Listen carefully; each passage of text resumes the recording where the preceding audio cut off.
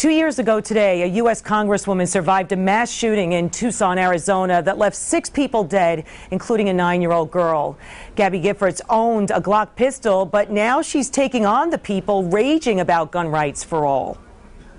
And I'm here to tell you, 1776 will commence again if you try to take our firearms. A conservative radio host goes ballistic on national TV. We will not relinquish them. Do you understand? And a mother whose 9-year-old daughter was executed by a mentally ill Jared Lochner in Tucson does a TV ad in this post-Sandy Hook world. I have one question for our political leaders. When will you find the courage to stand up to the gun lobby? Former Congresswoman Gabrielle Giffords, forced to retire when she was shot in the head, launched a political action committee today, pointing out America has seen 11 more mass shootings since Tucson.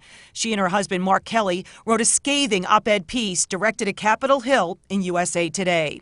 In response to a horrific series of shootings that has sown terror in our communities, victimized tens of thousands of Americans, and left one of its own bleeding and near death in a Tucson parking lot, Congress has done something quite extraordinary: nothing at all. A lot of work, but good work. Giffords visited the grieving families of Newtown, Connecticut just last week, where 20 first graders were shot dead along with 7 adults, and told ABC News enough.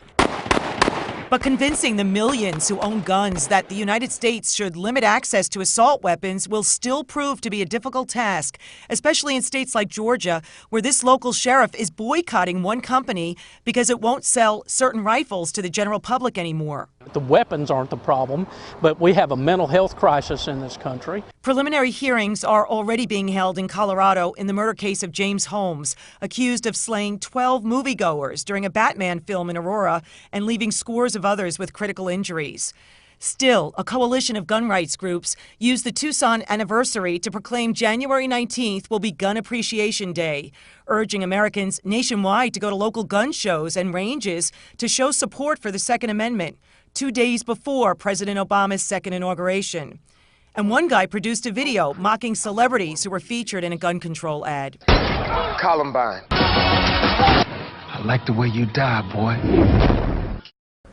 Vice President Biden will meet with the National Rifle Association before giving the president the recommendations for new federal gun laws.